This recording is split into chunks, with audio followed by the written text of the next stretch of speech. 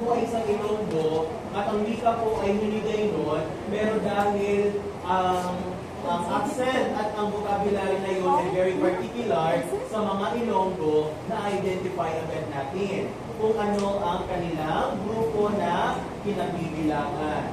Oo.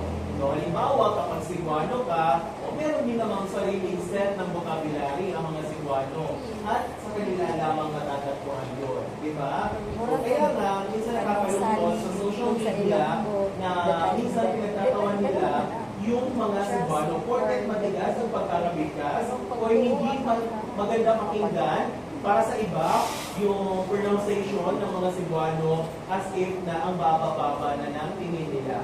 Okay? So, ibig sabihin, nagkakaroon ng identity ang mga tao based sa kanilang wika na ginamit. So, halimbawa nila, ito, joke lang din naman ng iba, pero ewan ko, bakit yung ginawa. Pero ibabahagi ko na. Kasi meron namang kwento-kwento lang naman to na doon sa Maynila, kasi yung di ba meron tayong concept na Manila, yung concept na pag taga Manila, mataas yung tingin sa sarili. Di ba? Na kapag mga taga-Visayas at Mindanao mabababa. Okay, so yun. So hindi daw nila pinapapasok yung mga moro sa Manila. Noon yun ha, kwento-kwento lang or baka gawang-gawa lang talaga yun. Tapos, isa sa mga palatandaan para ma-identify ka nila na taga-Maynila ka talaga, pinagpapasalita ka muna nila ng anumang expression. So sabi ng guard, sabi niya, hindi ka Tagalog to. Sabi ng Moro, na hindi man ako Moro, kay Tagalog man ako. O, di ba? So, meaning, lumalabas pa rin yung accent. O, di ba? So, nagiging identity pa rin natin yung wika na dala-dala natin. Okay? So, mga kwento po. Pero ngayon, wala na yan.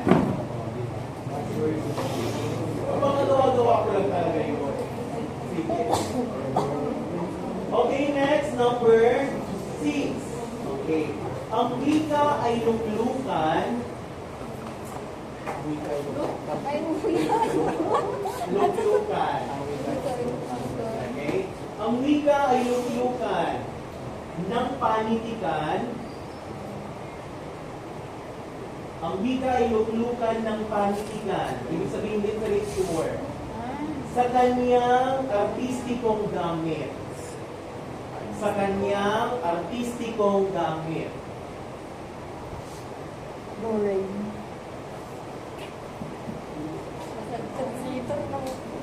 Ibig sabihin, sa pamamagitan ng wika, ay napapaganda pa natin lalo ang mga bahayag. Okay, di ba? So halimbawa, yan. So halimbawa, di ba, very basic yung payag na pag sinabi kong ang ganda mo. Di ba? Pero basic yun. Halimbawa lang. Lain ko, sir. Lain, no? Paano ma-appreciate yung ganda mo?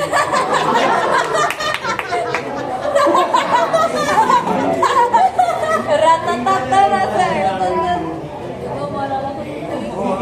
Halimbawa, conversationally, very basic yung concept or yung statement na ang ganda mo, di ba? Pero nauunawaan naman natin at hindi mali yun. Pero kung i-aalay natin na luklukan ng panitikan sa pinaka-artistikong gamit, kung pwede pa natin pagandahin, di ba? Kaya nga, napakagamitin ng mga halimbawa sa literature, hindi mo naman limitado ka lamang makakabasa ng mga line or stanza or mga paragraph na very basic yung pagkaka-express. Di ba? Bakit kailangan? Dahil pinapagana nito ang imahinasyon at the same time, di ba, pinapalakas nito ang emotion ng mga mambabasa. Okay, balikan natin ang ganda mo. Very basic. Pero, kapag nasa artistikong gamit ka ng wika, ang ganda mo, o pwede mo pa siyang pagandahin. Thanks. Diba? So, halimbawa, sa panahon ngayon, diba? Okay? So, kasabay ng pag-init ng hangin at pagsayaw ng mga lindi ng dahon sa malibig, ay kasabay rin ang pagyakap ng mga alaala ng ating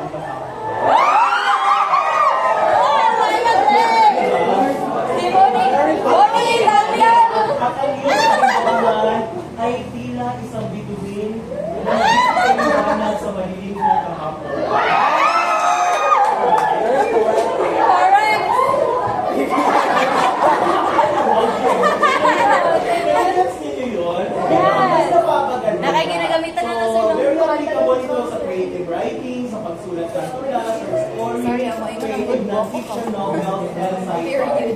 Okay, so Ito mas naman. mapapaganda. Diba, pinapagalaw nito ang imagination natin at mas lalong pinapagana nito yung silakbo ng damdamin ng bawat reader natin. Okay? Nakabonit na siya. Number 7, okay? So, ang wika ay kasangkapan sa pag-aaral ng kultura ng ibang lahi. Ang wika ay kasangkapan sa pag-aaral ng kultura ng ibang lahi.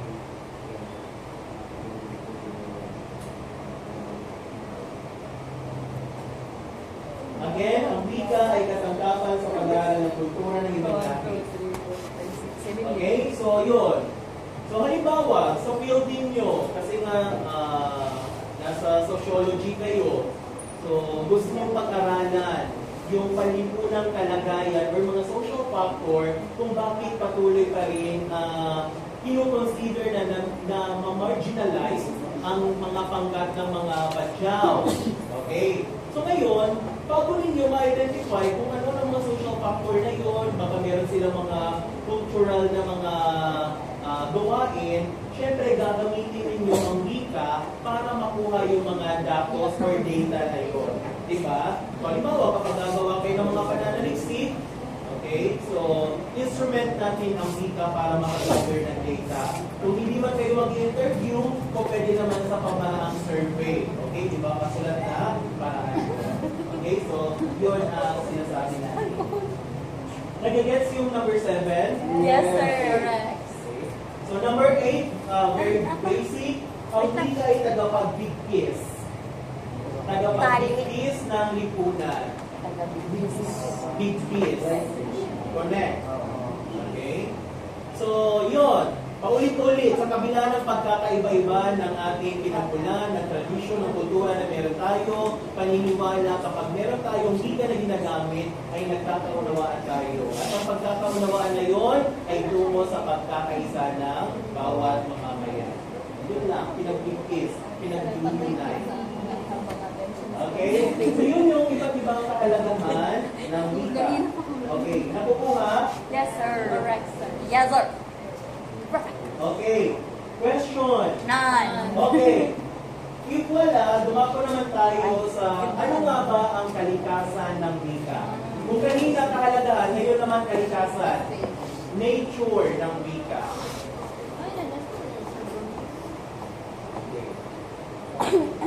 Sorry. Kasi low up.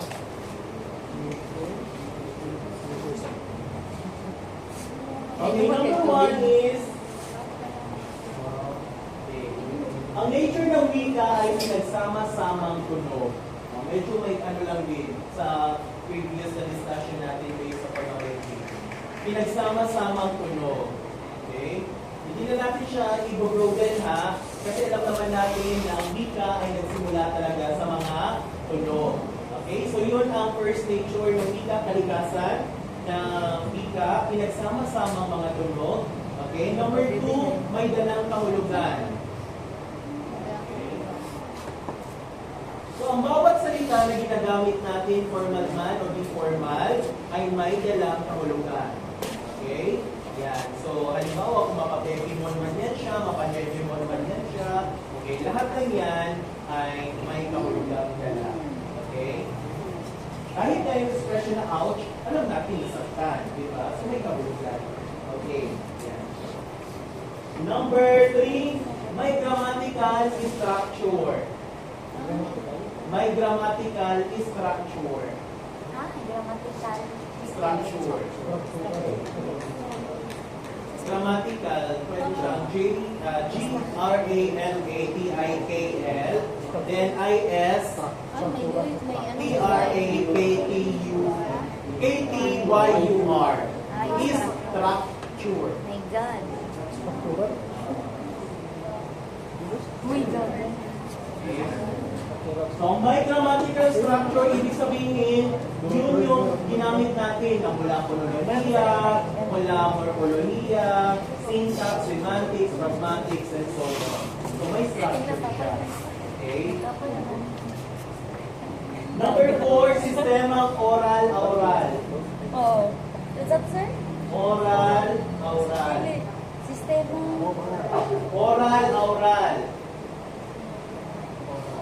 So, ibig sabihin, yung wika, po pwede siya, kapag may nagsasalita, given na may oral. Ibig sabihin, may tagapakinig. Halimbawa, ako ang nagsasalita ngayon, oral. Okay? At the same time, kayo ay oral, nakikinig. Kapag kayo ang magsasalita, oral. Kapag nagsasalita kayo, nakikinig ako, oral. Okay? So, sistema yun. So, kung titignan niyo yung model of communication, di ba? May sender, may receiver, and vice versa. Pwede yung decoder, encoder, and vice versa. Okay? So, sistema yun siya. Okay? Okay, number 4 na ba tayo? Number 5. Okay, pagkawala o extinction.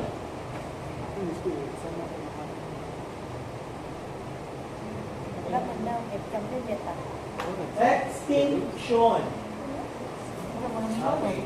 Pagkawala o extinction. Pagkawala o Tagalog doon.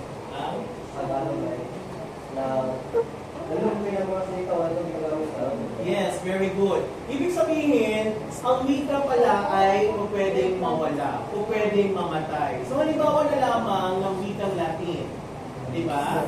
So, actually, nababasa na lamang natin sa mga dating Biblia, di ba? Pero, hindi na siya ginagamit na pakikipagkomunikasyon talaga ng mga ordinaryong mga mamamayan. Okay? So, yan. So, may mga nawawalang mga salita or extinct na mga word. So, halimbawa ng salitang banggerahan. Narinig na yun? Yes. Okay. Pero sa probinsya yung setting, di ba? So, ito yung portion ng bahay na hindi kusina, pero ito yung mga pinaglalagyan ng mga baso. Di ba? Kung sa bukod pala siya, di ba? Kanang kusina, nagkawain-kawain na siya, tapos pero, bakit siya nawala? Dahil hindi na siya bahagi ng anyo or yung disenyo ng bahay natin. Kasi yung bahay natin, di ba, anong design na? Di ba, very western na. Okay, pero dati-rati, dyan sa banggerahan na yan, dyan inilalagay yung mga pinggan, mga baso na anak sa kawayan, tapos pag nag-awning mo, kay humayan na siya, na ay dahil na mga diriya, kay dito ang ang bukaw na tubig, di ba? Pero karon kay pag anangin mo ka ng mga, hindi naman na siya karon. Sorry, padala kay kakaroon. Tara. Di ba? Okay. Okay. Sige. So, yun, mga nawala, hindi na siya ginagamit ng mga salita yun. Okay? So, ang pagkawala, ang proseso ng pagkawala ng wika ay tinatawag na extinction. Di ba ito yung tawag sa mga hayop or flora or fauna? Di ba? O, pag sabing extinct, ibig sabihin, wala. Okay, number 6. Iba-iba, diversified. Diversify.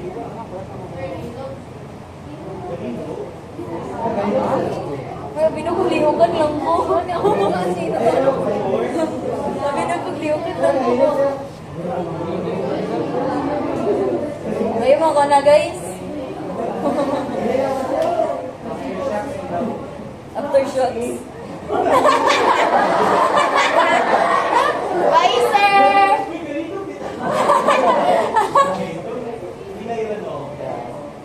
Well, layo ras dito ka, sir. Okay, iba-iba. Pabilin din. Diversified. Diversify. Iba-iba.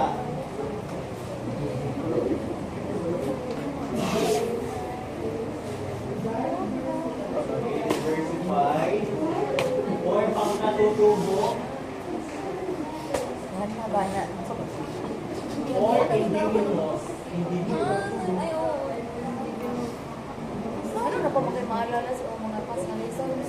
Kailangan mo kasi sa puno ang ako get 0. Okay, iba-iba, diversified, pang natutubo, or indigenous. Okay? So remember, na iba-iba tayo ng pangkat na pinagbibilangan. Kaya, iba-iba rin ang wika na meron tayo. Yun lang yung pinaka-basic na explanation. Iba-iba. O, nagkalahi-lahi. Diverse, diversified. Iba-iba pa rin naman. Indigenous. Okay, indigenous. Okay?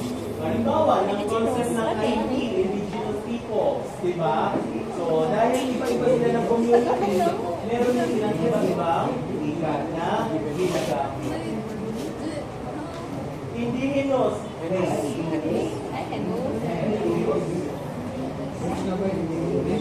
Pastilan, manggod ba ako magaling mas Tagalog na ginaingon sa speaker, gina-English pa na ko. Tinayarap anak. Okay? Nag-gets ba yun? Yes. Okay, so yun yung mga nature or yung spelling, wala. Pero anim na yun? Okay, yan lang. Okay, so meron pa tayong last part. Katangian ng wika. Ano ba yung characteristic ng wika? Last na to na part. Ayan. Bye. Okay. Una-una, language is dynamic. Nagbabago. Okay? Dinamiko. Basta ang keyword lang natin, pag narinig nyo yung dinamiko, nagbabago. Okay? Ibig sabihin, ina-adapt ng language or ng wika ang pangangailangan natin depende sa panahon. Okay? Dati-dati, wala naman tayong concept ng selfie. Pero dahil sa makabagong mga teknolohiya ngayon, di ba? At ginagawa natin yung paghawak ng cellphone na binabaliktad ang camera at nakaharap sa camera, selfie ang tawag. Okay? Pero, noong mga 1950s, nadiayos rin ng anak. Wala. Okay? So, depende sa panahon. Nagbabago. Okay? Kaya hindi na kapagtataka, tayo ang selfie capital of the world. Oo. Bakit? Dahil tayo rin ang social media capital of the world. Okay? So, yan. Dati-dati, bago ka magkakapagluto ng kanin, kinakailangan mo muna maghanap ng panggatong sa mga gubat. Diba? Pag abot pa yun mo anak, medyo masama, maguyog yun. Kanila, oo, sa akin, magkautot-utot ka na wala ibang mata, nakaso-aso. Pero karon up and down lang, right? Diba? Okay, so inana na siya. Nagbabago ang wika. Okay, yes. Oh, go. Bibinata. Oo. Oo.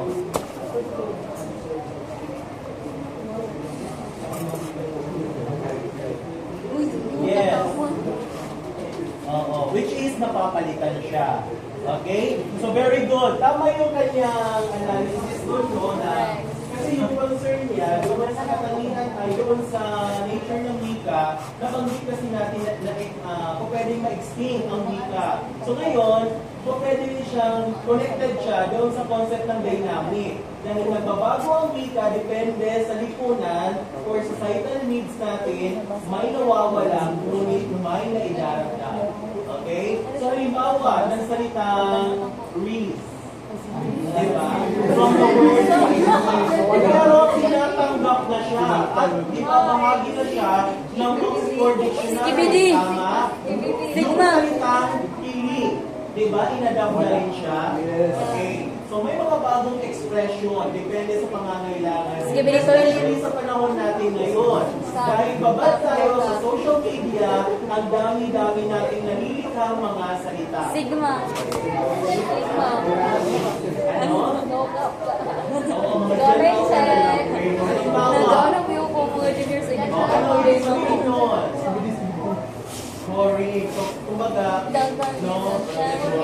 Okay. Yung concept ng very demure, respectful, mindful, okay? Atake. Atake. Correct. Bayot. Yes, meron pa ba? Okay. Nagagets natin yun. Yes. Okay, number 2, may level o antas? Level. May level. level ha. Level o antas. Ito na yung sinasabi ko kanina na isa sa mga katangian ng wika, kung pwede na ito mag-classify as formal or informal. Kapag mga formal, ito na yung mga academic writing, mga academic na mga libro, ayan, mga creative writing. Okay, pero under ng halimbawa, under ng mga di formal, dito na pumapasok yung mga yung mga slang. Okay? Yung mga Jeju mo na words na yan, dyan pasok yan. Oo, yung mga balbal. Balbal or slang. Pero meron din silang kinukonsider na pinakamababang antas ng wika, that is vulgar. Okay, vulgar, ito na yung mga mga bastos, mga PI, mga trigger warning, mga yopak na yan. Yopak is binaliktad lang, di ba? O mga lodi. Yopak? O kumusta ang buhay-buhay? Hey, bossing! Okay. So yun, tawagin mo siya na Ano po ba? Yopak?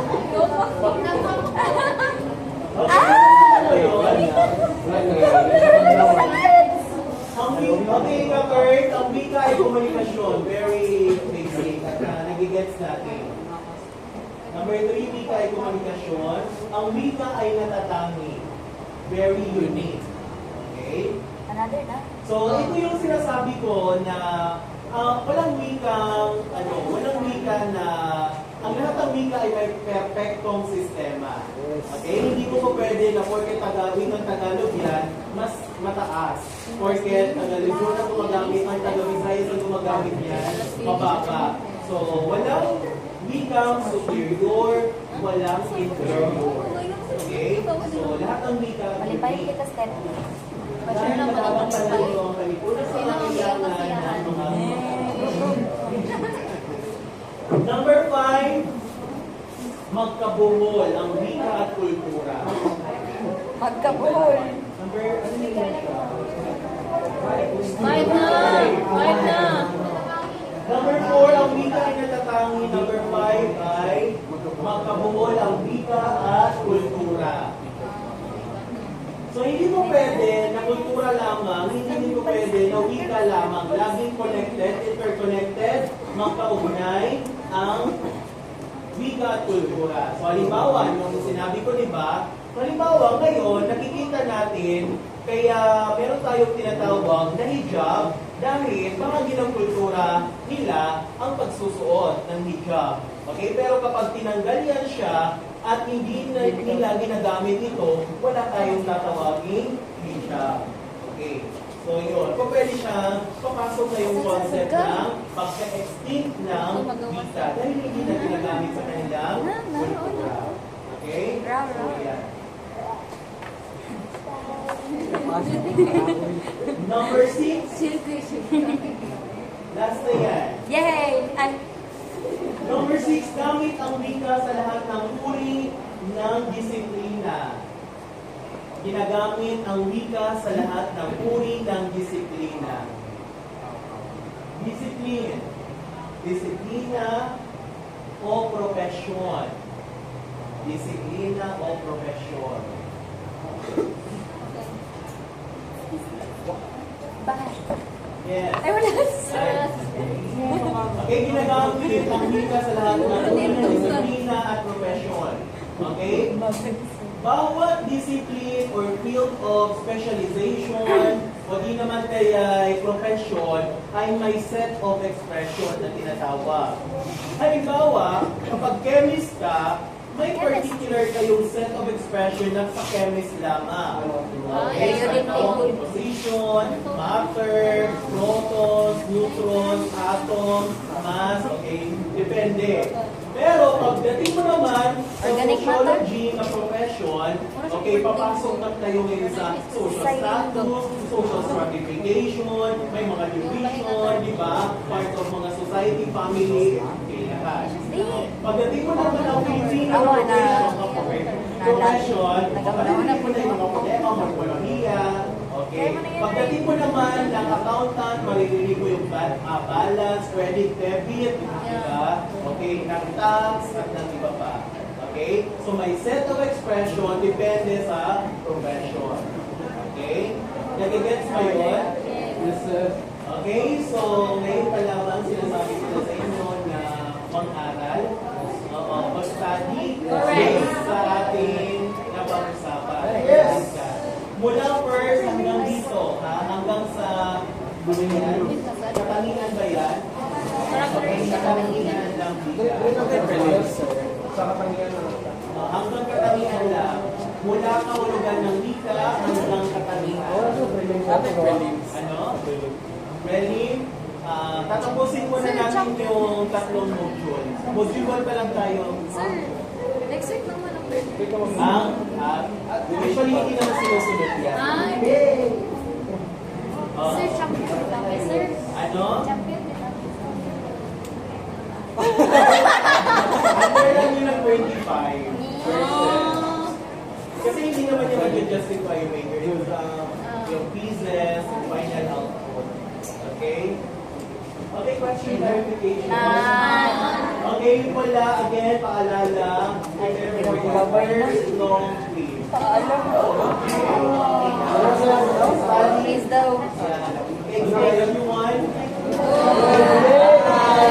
Thank you, Sir Tahir. See you next week. Yeah, bye-bye. Thank you for, sasakyan kita. Wala tayong gusto.